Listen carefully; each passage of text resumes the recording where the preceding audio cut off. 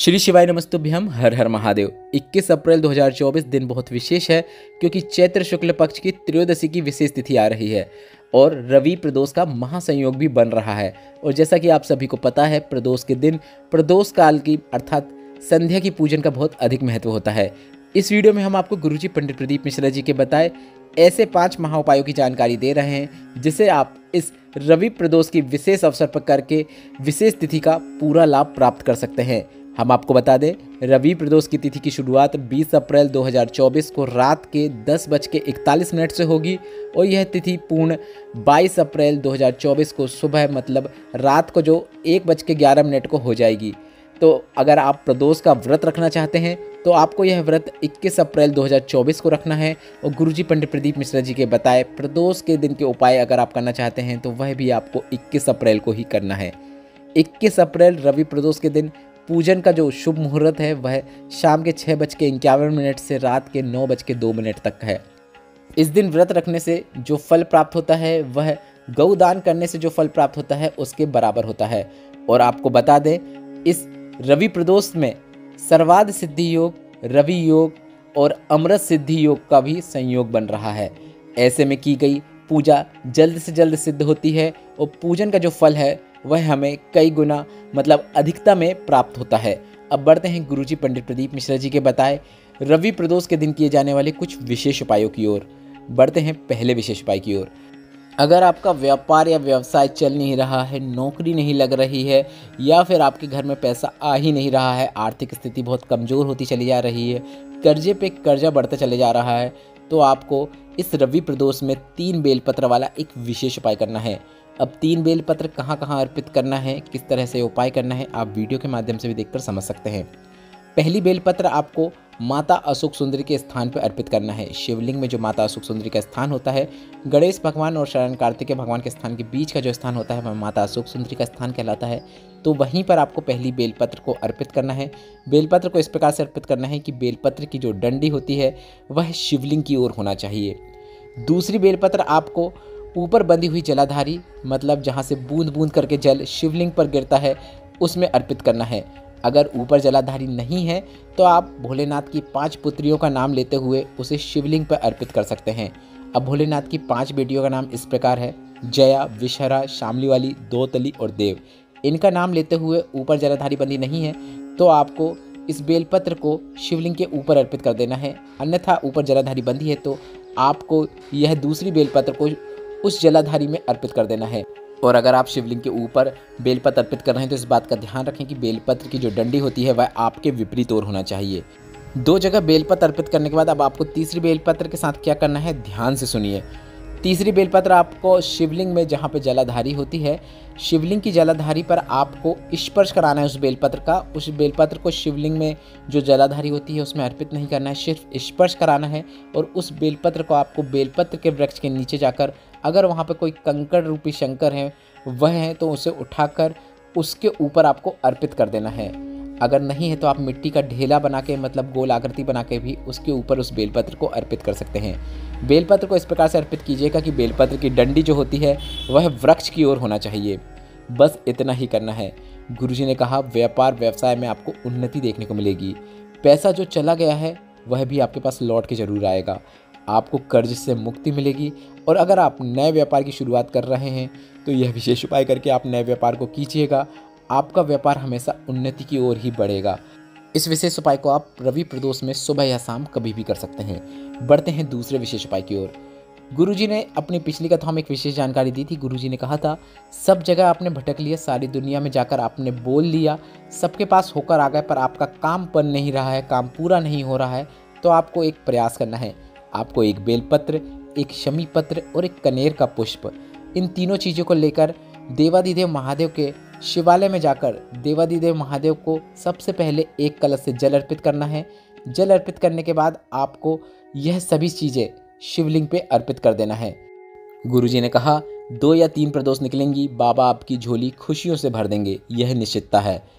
बस आपको इस उपाय को करते समय इस बात का ध्यान रखना है कि आप बेलपत्र, शमीपत्र और कनेर के पुष्प को जल चढ़ाने के बाद आपको अर्पित करना है।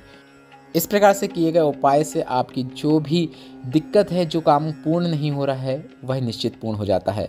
2 से 3 प्रदोष में आपको लाभ जरूर देखने को मिलेगा। बढ़ते हैं तीसरे विशेष उपाय की ओर। गुरुजी ने कहा कि प्रदोष के दिन अगर आप पार्थिव शिवलिंग का निर्माण करना चाहते हैं तो काफ़ी अच्छी बात है। प्रदोष के दिन प्रदोष काल में पार्थिव शिवलिंग का आप पूजन कीजिए और प्रदोष काल में ही जाकर उसका आप किसी नदी या तालाब में विसर्जन कर सकते हैं। गुरुजी ने कहा कई माताएं जब पार्थिव शिवलिंग को बनाती हैं या फिर पूजन करने वाली होती हैं तो उन्हें शिवलिंग पर दरार देखने को मिलती है। तो गुरुजी ने इससे संबंधित भी एक विशेष जानकारी दी है।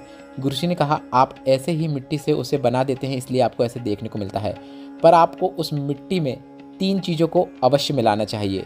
अब वह 3 चीज़ें पार्थिव शिवलिंग के निर्माण में कौन कौन सी हैं आप वह समझ लीजिए। पहली चीज़ है मक्खन या फिर गाय का घी या फिर दूध। इन तीनों में से कोई एक चीज़ को मिलाना है, मक्खन को या फिर गाय के घी को या फिर दूध को। यह हम इसलिए करते हैं कि हमारा वंश वृद्धि चलते रहे, कोई दिक्कत ना हो। दूसरी चीज़ है भस्म। अगर आपको अलोनी गोबर के कंडे की भस्म मिल रही है तो उसे भी आप पार्थिव शिवलिंग के निर्माण करते समय मिट्टी में अवश्य मिलाएं। ऐसा हम इसलिए करते हैं रोग मुक्ति के लिए, बड़ी बीमारी हमारे घर में ना आए, या फिर किसी सदस्य को बड़ी बीमारी हो गई है तो उसकी रोग मुक्ति के लिए भी पार्थिव शिवलिंग के निर्माण में भस्म का उपयोग किया जाता है। तीसरा है काली मिर्च। तो अगर आप पार्थिव शिवलिंग का निर्माण कर रहे हैं, इन तीनों चीज़ों को मिलाते हैं तो आपको लाभ भी देखने को मिलेगा और आपका पार्थिव शिवलिंग छिटकेगा भी नहीं। बढ़ते हैं चौथे विशेष उपाय की ओर। गुरुजी ने हाल ही में पूर्ण हुई कुछ शिव महापुराण कथा में एक विशेष उपाय की जानकारी दी थी जिसे आप सिर्फ और सिर्फ विशेष प्रदोष में कर सकते हैं। अगर आपकी कोई मनोकामना लंबे समय से पूरी नहीं हो रही हो, सारे व्रत कर लिए, सारे उपाय कर लिए, पर आपकी मनोकामना अभी तक पूरी नहीं हुई है, तो यह उपाय आप इस विशेष प्रदोष मतलब रवि प्रदोष के दिन सुबह कर सकते हैं। आपको एक कलश में जल भर लेना है और इस जल से भरे हुए कलश को लेकर आपको शिवालय पहुंचना है और श्री शिवाय नमस्तुभ्यम बोलते हुए आपको जल चढ़ाना शुरू करना है। सबसे पहले आपको शिवलिंग में जो गणेश भगवान का स्थान होता है वहाँ पर जल चढ़ाना है। इसके बाद आपको माता अशोक सुंदरी के स्थान पर जल चढ़ाना है। जी हाँ, गुरुजी ने इस उपाय के अंतर्गत ऐसा ही बताया था। गणेश भगवान के स्थान के बाद माता अशोक सुंदरी के स्थान पर आपको जल चढ़ाना है।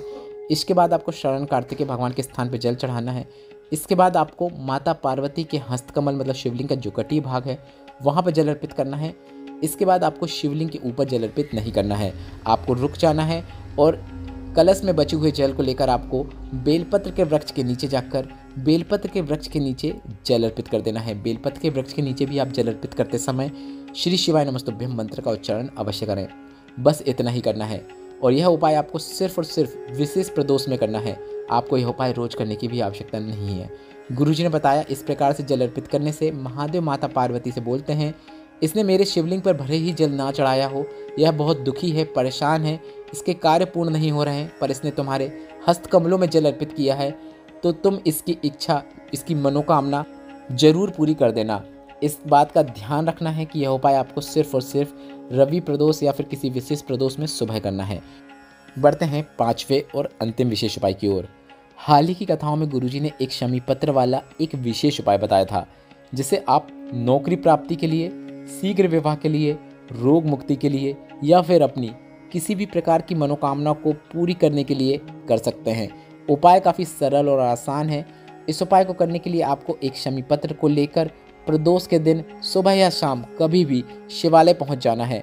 भोलेनाथ के मंदिर में जाने के बाद इस शमी पत्र को आपको माता पार्वती के हस्त कमलों में स्पर्श कराते हुए, आप फिर से सुन लीजिए, शमी पत्र को लेकर आपको मंदिर जाना है, भोलेनाथ के शिवालय में जाना है और शमी पत्र को माता पार्वती के हस्तकमल में सिर्फ स्पर्श कराना है। वहाँ पे आपको छोड़ना नहीं है, सिर्फ स्पर्श कराना है और इसके बाद इस शमी पत्र को आपको शिवलिंग के ऊपर अर्पित कर देना है।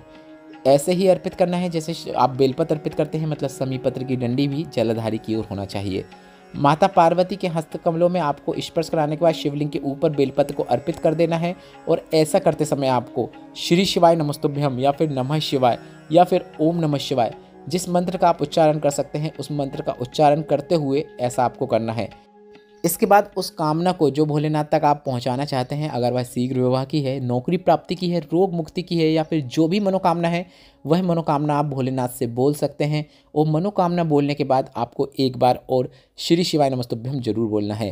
इस प्रकार से प्रदोष के दिन शमीपत्र अर्पित करने से महादेव और माता पार्वती किसी भी प्रकार की कामना को शीघ्र अतिशीघ्र पूरा कर देते हैं और आपको रोग मुक्ति भी प्रदान करते हैं। यह विशेष उपाय आप इस रवि प्रदोष में करके अधिक से अधिक लाभ जरूर प्राप्त कीजिएगा। वीडियो में बताया गया सभी उपायों से संबंधित अगर अभी भी आपके मन में कोई प्रश्न है तो वे प्रश्न आप कमेंट बॉक्स के जरिए पूछ सकते हैं, हम आपके प्रश्नों का उत्तर जरूर देंगे। वीडियो उपयोगी लगा हो तो वीडियो को लाइक करके कमेंट बॉक्स में हर हर महादेव जरूर टाइप कीजिएगा। श्री शिवाय नमस्तुभ्यम। हर हर महादेव।